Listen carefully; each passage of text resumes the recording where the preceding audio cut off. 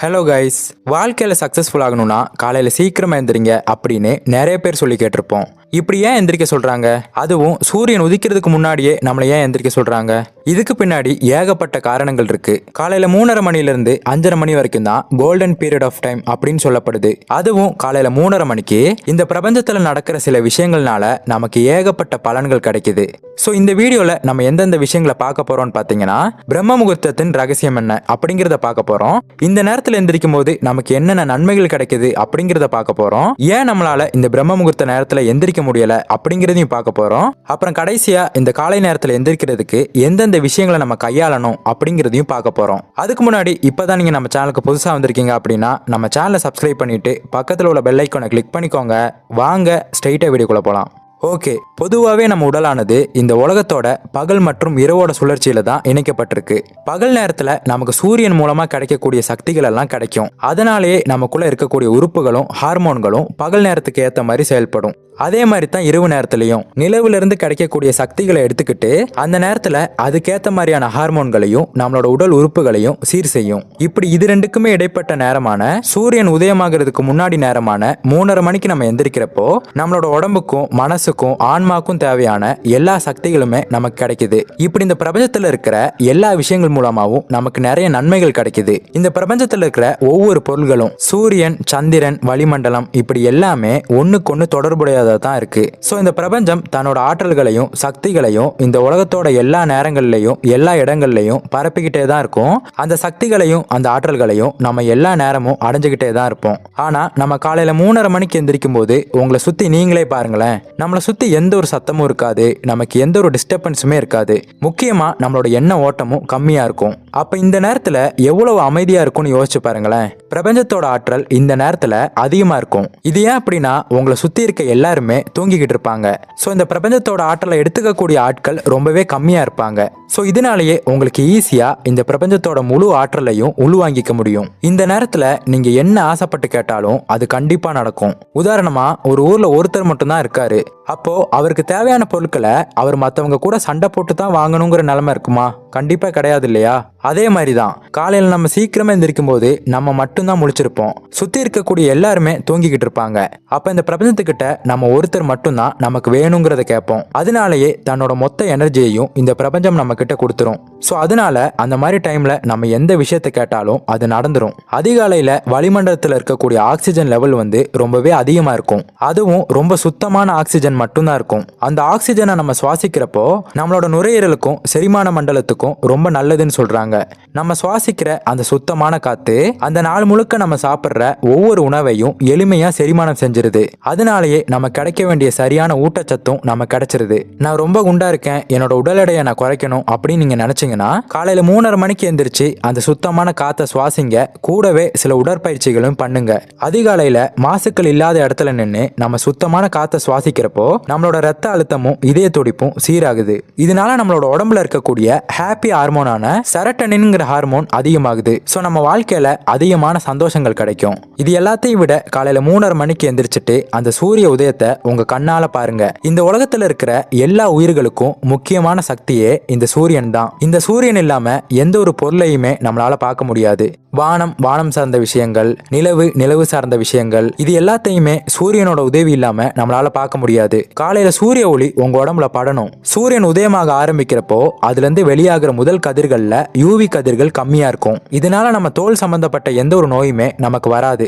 முக்கியமா அந்த நாள் முழுக்க சந்தோஷமாவும் ஆரோக்கியமாவும் நிம்மதியாவும் இருக்க இது நமக்கு பயனுள்ளதா இருக்கும். சோ நம்ம 3:30 மணிக்கு எந்திரிக்கிறதால நமக்கு எவ்வளவு உடல் ஆரோக்கியம் கிடைக்குதுன்னு பாத்தீங்களா? நம்மளோட எண்ணங்கள் தான் நம்மளோட சந்தோஷமான வாழ்க்கைக்கும் துக்கமான வாழ்க்கைக்கும் காரணமா இருக்கு. இப்போ இந்த நிமிஷம் கூட உங்க மைண்ட்ல ஏதாவது ஓடிக்கிட்டே தான் இருக்கும். நம்ம வாழ்ற ஒவ்வொரு நொடிகளும் நம்ம சிந்திச்சுக்கிட்டே தான் இருக்கோம். நம்ம மன ஆரோக்கியத்தை நிர்ணயிக்கிறதே இந்த எண்ணங்கள் தான் நம்ம சொல்லிடலாம். ஒரு மனுஷன் அவன் வாழ்க்கையில சந்தோஷமா வாழணும்னா அது அவனை சுத்தி உள்ள மனிதர்கள் கையிலேயோ இல்ல பொருள்கள் கையிலேயோ கிடையாது.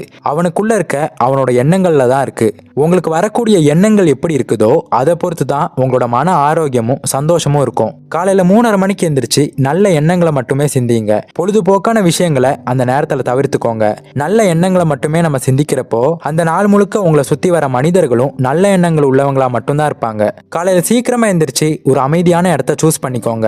அந்த இடத்துல எந்த ஒரு சத்தமும் தொந்தரவும் இருக்கக்கூடாது, அமைதியா இருக்கணும். அந்த இடத்துல உட்காந்து உங்க கண்களை மூடி மூச்சை பொறுமையா உள்ளெழுங்க. ஒரு 2 நொடிகள் உங்க மூச்சை பிடிச்சுக்கோங்க. அப்புறம் மெதுவா உங்க மூச்சை ரிலீஸ் பண்ணுங்க. பிரபஞ்சம் கொடுத்த இந்த சுத்தமான காத்தை நீங்க சுவாசிக்கிற அந்த நேரத்துல நல்ல சிந்தனைகளை சிந்திங்க. முடிஞ்சா பாசிட்டிவான அஃபர்மேஷன்ஸை சொல்லுங்க. இதன் மூலமா பிரபஞ்சத்துல இருக்கிற எல்லா ஆற்றல்களுமே உங்களுக்கு கிடைக்கும். தினமும் இந்த நேரத்துல இந்த விஷயங்களெல்லாம் நீங்க பண்றப்போ சீக்கிரமாவே உங்க ஆசைகள் நிறைவேறும். இவ்வளவு அற்புதமான விஷயங்கள் காலையில 3:30 மணிக்கு நடக்குது. இதை யாரெல்லாம் பயன்படுத்துறாங்களோ அவங்கெல்லாம் நிச்சயமா வெற்றியாளரா மாறுறாங்க. ஸோ இந்த நேரத்துல நீங்க சீக்கிரமா எந்திரிக்கிறது மட்டும் இல்லாம இரவு நேரத்துல சீக்கிரமா தூங்குற பழக்கத்தையும் நீங்க வளர்த்துக்கணும். நைட்டு 12 மணிக்கு தூங்கிட்டு காலையில 3:30 மணிக்கு எந்திரிக்கிறது உடல் நலத்துக்கு பாதிப்பை ஏற்படுத்தும். பாடகர்கள், எழுத்தாளர்கள், விஞ்ஞானிகள் இப்படி நிறைய பேர் இந்த நேரத்துல தான் தன்னோட வேலையை பார்க்கறாங்க. எதனாலனா இந்த நேரத்துல எந்த ஒரு சத்தமும் இருக்காது, ரொம்ப அமைதியா இருக்கும். ஸோ இந்த நேரத்துல நம்மளோட மூளையில இருக்கக்கூடிய செல்களும் மற்ற நேரங்களில் வேலை செய்யறதை விட பல மடங்கு அதிகமா வேலை செய்யும். இந்த நேரத்துல நீங்க எது செஞ்சாலுமே அது ரொம்ப கிரியேட்டிவா இருக்கும். உங்களோட கவன சிதறல் அதிகமா இருக்குன்னு நீங்க நினைச்சீங்கன்னா கூட இந்த 3 மணிக்கு எந்திரிக்க முயற்சி பண்ணுங்க. இப்படி பண்ணும்போது உங்களோட விழிப்புணர்வு அதிகமாகும், முழு கவனத்தோட நீங்க இருப்பீங்க. உங்களை சுத்தி இருக்க நிறைய விஷயங்கள் யதார்த்தத்தை விட வித்தியாசமானதா தான் இருக்கும். எந்நேரமும் சத்தத்திலையும் பொல்யூஷன்லயும் கூட்டத்திலையும் தான் நம்ம வாழ்ந்துகிட்டு இருக்கோம். ஆனா நம்ம காலையில 3:30 மணிக்கு எந்திரிக்கும் போது நமக்கு எந்த ஒரு தொந்தரவுமே இருக்காது. உடம்புக்கு இதமான வெப்பநிலை இருக்கும். ஸோ அந்த நேரத்துல தியானம் பண்ணுங்க. அப்புறம் மிதமான சூட்ல ஒரு கிளாஸ் தண்ணி குடிங்க. இப்படி வெறும் வயிற்றுல மிதமான சூட்ல நம்ம தண்ணி குடிக்கிறப்போ செரிமான கோளாறுகள் எதுவுமே இருக்காது, சுறுசுறுப்பு ஜாஸ்தியாகும். அந்த நேரத்துல நீங்க யாருக்காகவும் வேலை பார்க்கணும்னு அவசியம் இல்லை. அது உங்களுக்கான நேரமா இருக்கணும். உங்களை பத்தி நீங்களே புரிஞ்சுக்கிற நேரமா இருக்கணும். உங்களோட எண்ணங்கள் என்னன்னு புரிஞ்சுக்கலாம், உங்களோட தேவைகள் என்னன்னு தெரிஞ்சுக்கலாம். அந்த நேரத்துல பிரபஞ்சம் என்கிட்ட இருக்க எல்லாத்தையுமே கொடுக்க தயாரா இருக்கேன், நீ என்கிட்ட கேட்டா மட்டும் போதும் அப்படின்னு பிரபஞ்சம் தாங்கிட்ட இருக்க எல்லாத்தையுமே கொடுக்க ரெடியா இருக்கும். ஏன்னா பிரபஞ்சத்துக்கு கொடுக்கறது தான் வேலையே. நம்ம கேட்கறது எதுவா இருந்தாலும் நமக்கு கண்டிப்பா கிடைக்கும். ஸோ அந்த நேரத்துல உங்களுக்கு என்ன வேணுமோ அதை மனசார கேளுங்க. ஓகே, இது வரைக்கும் நம்ம அதிகாலையில் 3:30 மணிக்கு எந்திரிச்சா நமக்கு என்னென்ன பெனிஃபிட்ஸ் எல்லாம் கிடைக்கும்னு பார்த்தோம். இனிமே காலையில எப்படி சீக்கிரமா எந்திரிக்கலாங்கிறதுக்கான சில வழிமுறைகளை பார்க்கலாம். நம்பர் 1, நைட் சீக்கிரமா தூங்கிருங்க. ஒரு 8 மணிக்கு உங்களால தூங்க முடியலனா கூட ஒரு 10 மணிக்காவது தூங்கிருங்க. அப்பதான் உங்களுக்கு முழுமையான ஒரு நல்ல தூக்கம் கிடைக்கும். நம்பர் 2, நைட் தூங்குறதுக்கு 1 மணி நேரத்துக்கு முன்னாடி எந்த ஒரு கேட்ஜெட்டும் யூஸ் பண்ணாதீங்க. முக்கியமா மொபைல், லேப்டாப் இந்த மாதிரி பொருட்களை தூரமா வச்சிருங்க. நம்பர் 3, நைட் தூங்க போறதுக்கு 2 மணி நேரத்துக்கு முன்னாடியே சாப்பிட்டுருங்க. அப்பதான் நிம்மதியான தூக்கம் கிடைக்கும், சீக்கிரமா செரிமானம் ஆகும். நம்பர் 4, காலையில 3:30 மணிக்கு அலாரம் செட் பண்ணுங்க. அலாம போன்ல வச்சிருந்தாலோ இல்ல அதுக்கான செப்பரேட்டான கிளாக்ல வச்சிருந்தாலோ நீங்க படுக்கிற இடத்துல இருந்து கொஞ்சம் தூரமாவே அதை வைங்க. ஏன்னா நீங்க அலாம ஆஃப் பண்ணுனா நீங்க தூங்குற இடத்துல இருந்து கொஞ்சம் எந்திரிச்சு போகிற மாதிரி இருக்கும். ஒரு தடவை நீங்க எந்திரிச்சு உங்க காலை தரையில வச்சுட்டாலே போதும், உங்க தூக்கம் தன்னால கலைய ஆரம்பிக்கும். நம்பர் 5, சரி முடிச்சிட்டோம், ஃபோன்ல ஏதாவது யூஸ் பண்ணுவோம், இன்ஸ்டாகிராம்ல ரீல்ஸ் பார்ப்போம், யூடியூப்ல வீடியோஸ் பார்ப்போம் இப்படின்னு இல்லாம எந்திரிச்ச உடனே மொட்டை மாடிக்கோ இல்ல உங்க பால்கனிக்கோ போங்க. அங்க சில்லுன்னு இருக்க அந்த சுத்தமான காத்தை சுவாசிங்க. கண்களை மூடிட்டு இந்த பிரபஞ்சத்தோட ஆற்றலை உணருங்க. உங்களோட தேவைகள் என்னவோ அதை கேளுங்க. நேர்மறையான வாக்கியங்களை மட்டும் சொல்லுங்க. எனக்கு நல்ல உடல் நலம் வேணும், நான் எப்பவும் செல்வந்தனா வாழணும், இப்படி வாழ்க்கைக்கு தேவையான அடிப்படையான தேவைகளை நேர்மறை வாக்கியங்களா கேளுங்க. முடிஞ்சா எழுதுங்க. கண்டிப்பா உங்க மனசு முழுக்க நேர்மறை எண்ணங்கள் மட்டும்தான் இருக்கும். முக்கியமா இந்த நேரத்துல எந்த உணவுகளையும் சாப்பிட வேணாம். 1 மணி நேரம் இல்லாட்டி 2 மணி நேரம் முடிஞ்சு உங்க உணவுகளை சாப்பிட்றது நல்லது. நிறைய சக்சஸ்ஃபுல்லான பீப்புள்ஸ் எல்லாம் இந்த நேரத்தில் எந்திரிக்கிறது தான் அவங்களோட வாழ்நாள் பழக்கமா வச்சிருக்காங்க. நிறைய வெற்றியாளர்கள் இந்த நேரத்தை அவங்க கரெக்டா யூஸ் பண்ணிக்கிறாங்க. ஸோ நீங்களும் ஒரு வெற்றியாளனா மாறணும்னு நினைச்சீங்கன்னா இந்த நேரத்தை தேர்ந்தெடுத்துக்கோங்க. காலையில எந்திரிச்சு தியானம் பண்றதோட சில யோகா இல்லைன்னா எக்ஸசைஸ் பண்ணுங்க. ஒரு நைட் மட்டும் இந்த பழக்கத்தை ஃபாலோ பண்ணிட்டு மற்ற நாட்கள் எல்லாம் பண்ணாம இருக்காதீங்க.